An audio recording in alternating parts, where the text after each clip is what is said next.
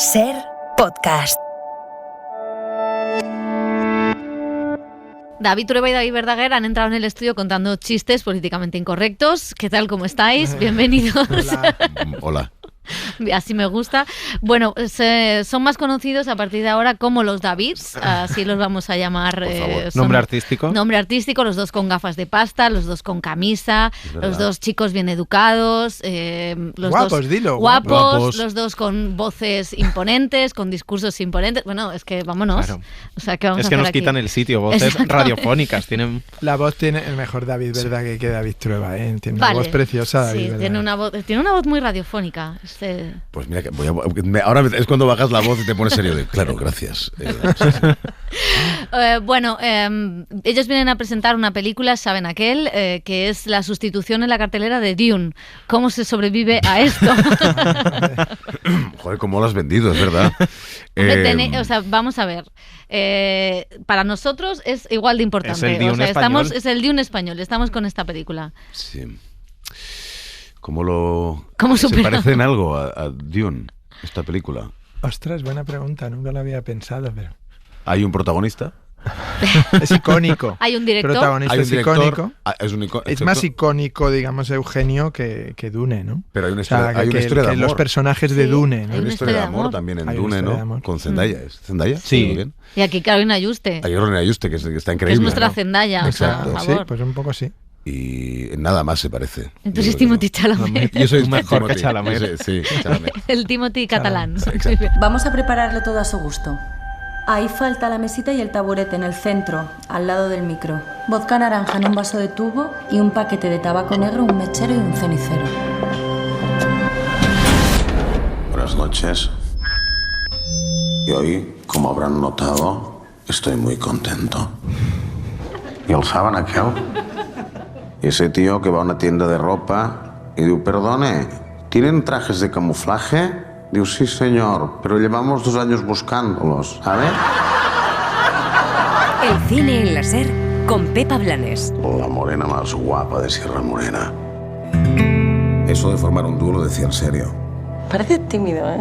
Pero después... Fuera de esta introducción loca, como siempre, saben aquel es una película, es una historia de amor que cuenta pues la historia de amor de Eugenio, ese humorista que seguro que a muchísimos oyentes les despertará sonrisas y también mucha nostalgia de un tiempo pasado. ¿Por qué o cómo os encontráis, lo primero, y por qué decidís que la historia de Eugenio tiene una película detrás? Bueno, la historia tiene una película detrás porque hay un secreto siempre, ¿no? Detrás de algunas personas y yo creo que lo que hace Eugenio increíble es la concatenación de accidentes que le llevaron de trabajar en un taller de joyería a ser el cómico más conocido de España, ¿no? Y esa concatenación de accidentes de alguna manera también salpican a su vida personal, su vida familiar, sentimental, ¿no? Con esta Conchita que fue la que le sacó del taller de joyería, porque él era una persona que trabajaba haciendo joyas y diseñando alguna joya muy humildemente, y de pronto un día conoció a una chica que cantaba muy bien, que era de Huelva, que había llegado a Barcelona, y entonces decidió que para, de alguna manera, supongo que el amor entre ellos no fuera un amor ocasional, sino un amor duradero, acompañarla en su oficio, y entonces aprendió a tocar la guitarra, a hacerle la segunda voz, y ahí no acaba, digamos, la historia, sino que, bueno, hay que seguir viendo la película para ver cómo acaba siendo cómico, pero yo creo que merecía la pena y las personalidades merecen la pena, ¿no? Contar esos sucesos. ¿Y cómo os encontráis? ¿Cómo se convierte David Verdaguer en Eugenio?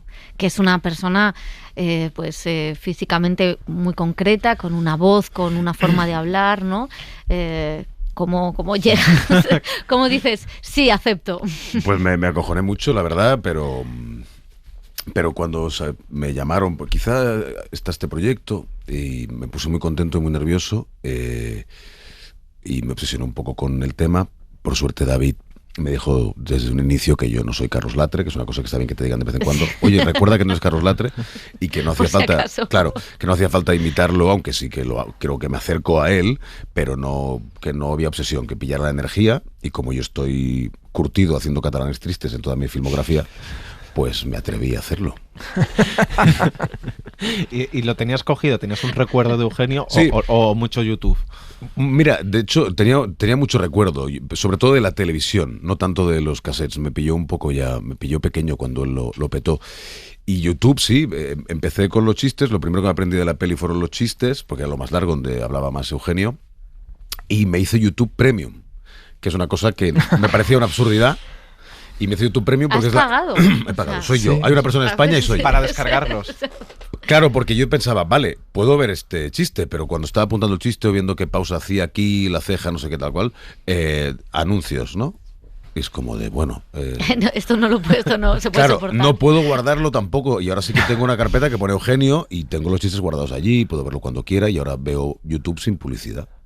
Pero soy Y la te única recogen persona. la basura 2 veces al día también Sí, en casa. sí. Viene un señor. Y me ayuda. Hola, soy el señor YouTube. José María YouTube. Deme sus José bolsas. María YouTube. Muy bien. ¿Y con la familia habéis hablado? Sí, ¿Cómo ha sido el contacto? el hijo mayor, digamos, Gerard, ha sido no solo cercano, sino ha sido asesor en la película. Yo utilicé para el guión también, él tiene 2 libros como de recuerdos, o ha sido de pequeñas anécdotas del padre y de la madre, ¿no? Y fue ahí donde encontré algunas claves importantísimas, sí. Ha estado cerca. Nos ha ayudado mucho, sí. Pero claro, eso es verdad, por ahí va también tu pregunta, ¿no? O sea, es decir, también eso te condiciona porque estás trabajando siempre con material real. Entonces, cuando inventas una escena, cuando generas un nuevo momento y tal, tiene que responder a algo que tú encuentres que en la realidad eso podía valer.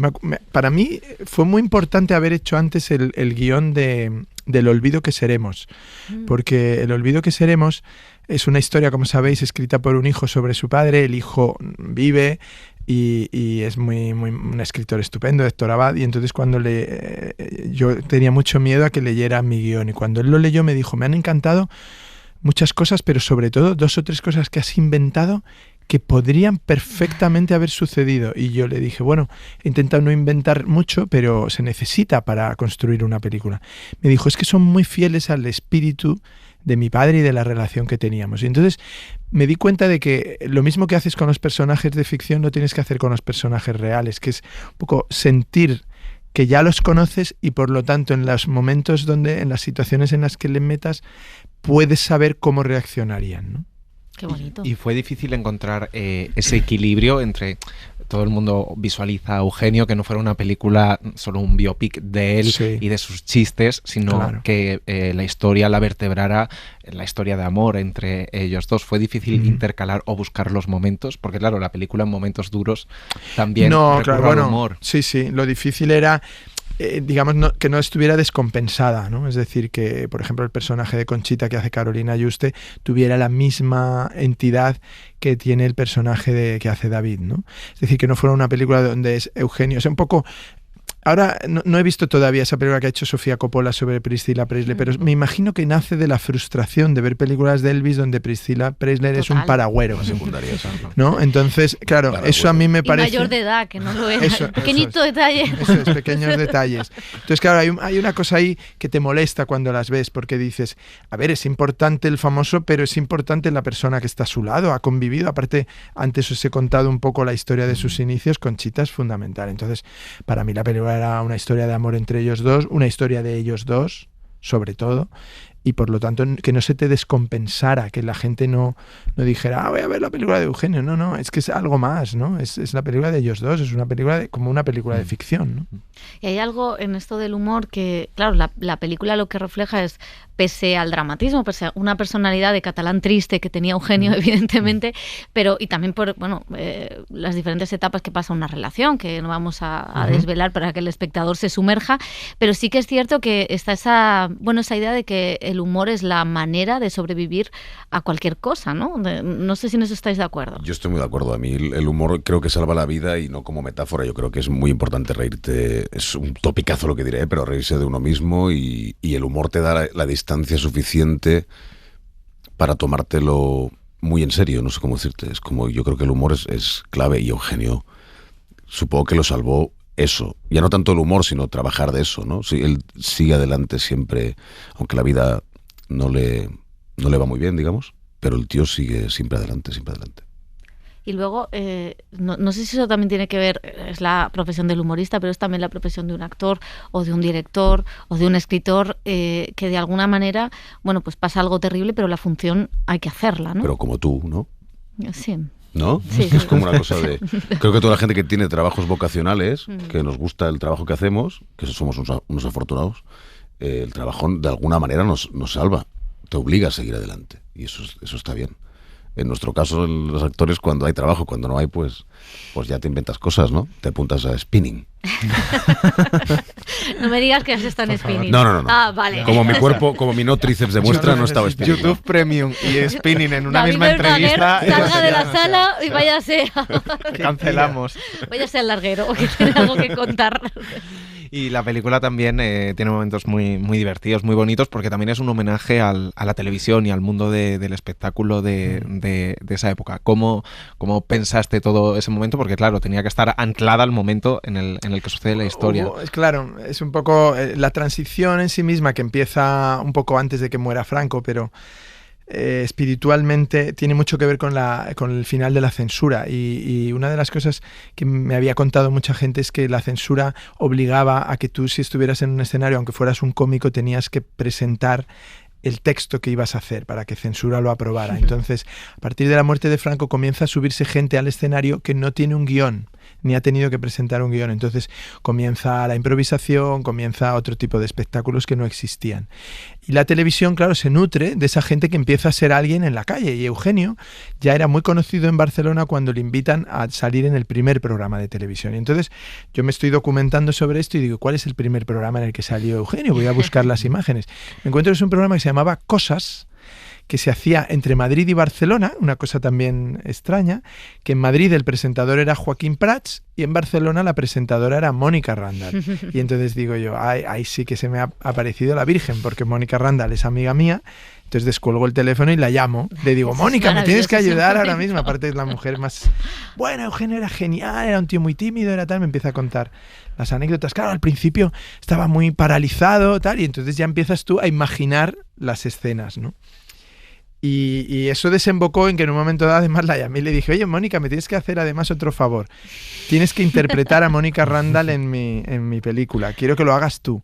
Hombre, David, pero si yo era una pubilla de 30 años maravillosa y tal, y ahora soy una anciana y tal, y no sé qué. Digo, tú no eres nunca anciana. Tú eres la tía más joven que yo he conocido en los últimos años. Y me dijo, sí, lo hago. Y la verdad es que fue muy importante ese día porque a David le dio de alguna manera una bendición. Me dijo, lo hace de maravilla. Me dijo, dice, dile que no corra. Sí. Me dijo ese consejo, que no corra. Y ahora sí, yo creo que he corrido más de lo habitual. No tenía que haber corrido tanto. Pero bueno. También es una peli como de venga, chico, que es hora. que no es lo mismo, pero no, hombre, que no tienes un espectáculo de que puedes estar 45 minutos contando chistes, sino que tienes que contar uno. Sí. Y la otra cosa es que se emocionó mucho en el plató porque era exactamente igual que el que ella rodó, y entonces me dijo, no sabes cómo te agradezco, porque me has hecho vivir una emoción muy tal. Y Mónica no es una persona así sobre sentimentaloide y tal, todo lo contrario. Y me hizo mucha ilusión poder hacer ese regalo, ¿no? No, la verdad es que es muy curioso ese retrato de, bueno, se menciona a Serrat, a Nino Bravo, que también es importante. Se menciona un poco, esa España cultural y artística, Chicho Ibáñez, Serrador, Pedro Ruiz, es verdad. El 1, 2, 3. Miriam Díaz Aroca, o sea que hay un montón de... Son cameos, pero cameos con mucho sentido, ¿no? No sé si era la intención. Sí, bueno, es que yo no soy muy partidario del cameo, ¿no? Porque no me gusta mucho, pero me parece que distrae en una película, ¿no? Que de pronto el policía sea un famoso y tal, ¿no? Bueno, Iñaki Gabilondo. Si es en una comedia, entiendo, por ejemplo, eso, Torrente, pues que ha hecho del cameo una de las bellas artes. Y ya todo el mundo, a ver qué cameos hay en esta. Pero en general, en otro tipo de películas yo creo que distraen. Entonces, a mí lo que me gusta es que elegir al actor ideal para el papel, aunque sea la parte más pequeña del mundo. Y entonces, si te fijas en todos los cameos que hay en esta película, hay una explicación por la cual no hay un actor mejor para hacerlo. El caso de Mónica Randall os lo acabo de explicar, es decir, no me parecía que hubiera nadie mejor que hacer de la presentadora Mónica Randall en el programa Cosas que Mónica Randall, ¿no? Y de presentadora del 1, 2, 3, pues entre los que quedan, pues era Miriam, era la que mejor lo podía hacer, ¿no? Y así, ¿no? Un poco han sido todos, o sea, no ha sido esa cosa de vamos a meter a no sé quién, ¿no? Sino todos tienen un sentido, algunos incluso no son conocidos para el gran público, pero los va a ver haciendo algo y va a decir, mira, es perfecto este tío para esto. Todo lo que un hombre sueña se puede lograr desde una cuna pequeña hasta un grandísimo altar. Al nacer un nuevo día, nace también la ilusión. ¿Y qué creéis que tenía el humor de Eugenio para conectar con la gente? Porque hay algunos momentos muy chulos de la película donde se le ve conversando con alguien y que luego utiliza partes de eso en sus chistes. Era alguien muy conectado a la calle, ¿no? Sí, muy conectado a la calle y un tío muy serio que... Lo bueno de Eugenio creo que es que cogía chistes de toda la vida, ¿no? Chistes de la calle y los reconvertía, hacía como una partitura. Yo creo que él empezó como músico y eso se nota un poco porque es una partitura. Yo sí me dejaba una palabra, una frase o cambiaba de orden alguna cosa, el chiste se caía, no funcionaba. Y creo que por eso es muy, ¿cómo se llama? Internacional, ¿no? ¿Cómo se llama? Ayúdame, Trova. Sí. Dime una palabra. Sí, global. Global. Spinning. Y luego también que... Spinning, global. Que el catalán, no, es lo que decíamos, que el catalán en esa época tú asociabas el humor al sur de España, ¿no? Claro. Digamos, que un tío se pasee por toda España, no solo disimulando que es catalán, sino con palabras catalanas y con el acento supermercado catalán, era y serio como un truño. Eso me parece, joder, era muy innovador. Y que la gente lo lleve en el coche. Claro, Dice cassette. exacto, una cosa muy nueva en ese momento. El tío revolucionó el humor desde la parte más seria, sí. Y hablando del catalán, la película es en catalán. La VO es en catalán, sí. Es en catalán, cosa que es... Mayoritariamente, o sea, una gran parte. ¿no? Sí, Los chistes no, claro. Claro, pero es una cosa muy curiosa porque, claro, justo hemos tenido el lío en el Congreso y lo que demuestra es que el cine ha superado mucho antes que la política, no conflictos, porque la lengua nunca puede ser un conflicto. Pero incluso más antes que nosotros, ¿no? Por no colgarnos ninguna medalla. Conchita, la Conchita Real, era de Aracena, en Huelva, la primera mujer de Eugenio, madre de sus 2 hijos. Y cuando empiezas a estudiar el personaje que hace Carolina en la película, lo que más me llamó la atención es que, habiendo llegado con 16 o 17 años a Barcelona, hablaba perfectamente catalán y cantaba perfectamente en catalán hasta el punto de que la oían cantar y decían, esta mujer es catalana, ¿no? Y entonces yo decía, bueno, es algo que ahora sería más difícil, ¿no? Quizá. ¿Cómo es posible que lo hicieran? Pues porque no había nadie mirando, y cuando no hay nadie mirando, la gente se comporta de manera lógica. Y ahí ayudó mucho Carolina Yuste, que no le tuvo ningún miedo. Increíble lo que hace. Había tenido ella, yo creo que había vivido un año así en Barcelona y le ayudó mucho, pero desde el primer momento yo le había una predisposición a hacer el personaje incorporando el catalán, a mezclar el catalán con su acento del sur y tal, que yo dije, esto hay que oírlo, porque es tan bonito cuando alguien está mezclando idiomas, acentos y tal. Es algo que no tienes la oportunidad de hacerlo en muchas películas, porque las películas tienen una lengua, digamos, lo normal, ¿no? Pero cuando tienes esa posibilidad y la juegas de manera orgánica y de manera, como ha hecho el personaje de Carolina, creo que es precioso cómo le dice una mitad de frase en catalán a su hijo y la otra mitad en castellano, como tal. Creo que es muy bonito, y eso es gracias a ella y al esfuerzo de ella por hacerlo, ¿no? También tenemos que decir que la hemos doblado también al castellano, o sea que pueden verla en versión original, que siempre es mejor, pero luego también no, está... pero además la hemos doblado con amor. La hemos doblado muy bien. Para doblado. los que no quieren ver subtítulos. Sí, ahí también. Muy bien, claro, hay espectadores de todo tipo. Hay gente para Nosotros doblamos los cortes, o sea, claro, que no vamos a criticar nada. ¿Y se te ha quedado algo de Eugenio? Es decir, tú tienes una voz increíble. Para 1:25 perfectamente podrías estar presentando, pero tiembla y no, pero es como el chico, el Mar, actor que hizo Austin Butler, el que hizo la peli de Elvis, de Baz Sí. Luhrmann, que luego toda la campaña de los Oscar se quedó con la misma voz que tenía No es en la verdad, peli. la tiene, que he visto otra película de él y la tiene. Pero porque no tiene es esa vida. voz. ¿Tiene esa voz? No, se quedó con una voz hasta que pasaran los hasta premios. que le dieran el Oscar. No sé si No, tú hasta los a Goya, ver, hasta el Oscar mantén. Yo Hasta tengo los- hasta los Goya. En realidad tengo la voz muy fina, muy de castrati. No, si se me ha quedado algo, no. Pues sigo siendo catalán, sigo fumando, de la cual cosa no estoy orgulloso. Quiero dejarlo. Ahora me compro un vapeador. Vapeador, Pero sin nicotina. spinning, YouTube seguimos. Premium. Prueba, Soy ¿qué otra has persona. hecho? Me ha cambiado. Es un monstruo, Soy un hemos monstruo. creado un monstruo. Si Monstruo. estuviera aquí Javier. Me llevo cosas de Eugenio y es verdad que me identifico con él en muchas cosas. Yo también sufro mucho, sobre todo cuando hago teatro, me pongo muy nervioso, también la síndrome del impostor, la ansiedad, y sí, me siento... No creo que sea un tío triste, pero sí que soy más pesimista que... Soy un pesimista vitalista. O sea, que no doy por culo a nadie, no jodo a nadie, creo que el humor me sirve mucho, pero es verdad que tiendo a pensar en cosas más pesimistas que positivas. Com tu podria dir perquè em fos senzill. David Trueba es pesimista. Tú no lo eres. No. No, yo no. Pero yo tampoco no, eres. no, soy un optimista bien informado, por lo tanto soy un optimista que sabe a lo que nos exponemos ahí fuera y lo que hay y tal, pero que cree que el empuje de una persona hace un bien a la humanidad increíble, ¿no? Siempre lo he pensado, que alguien que sale de casa y es amable, que intenta hacer bien su trabajo, que tiene la acera limpia en la puerta de su casa o el rellano limpio en su casa, es una aportación. Pío Baroja siempre decía una cosa que a mí me gusta mucho, dice, toda esa gente que dice que quiere salvar a la humanidad no serían capaces de salvar a uno, de hacer algo por uno.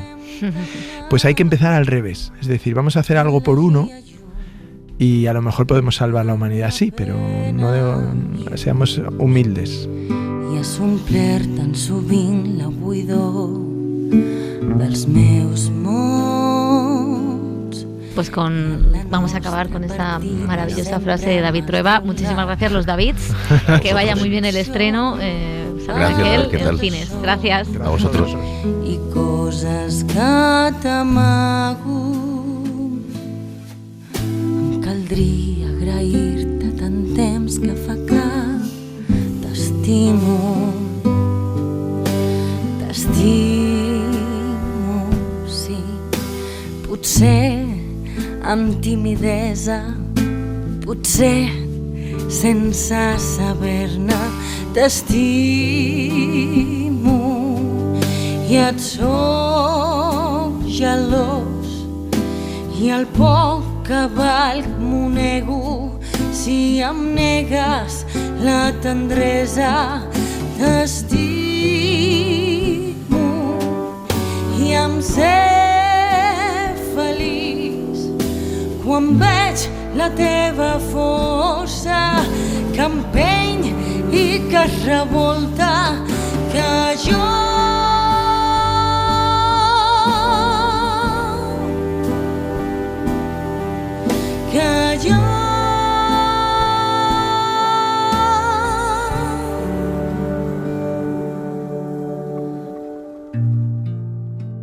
Suscríbete al Cine en la SER. Escúchanos en directo en la SER los sábados a las 7:30 de la mañana y los domingos a las 3 de la madrugada. Cadena SER. La radio.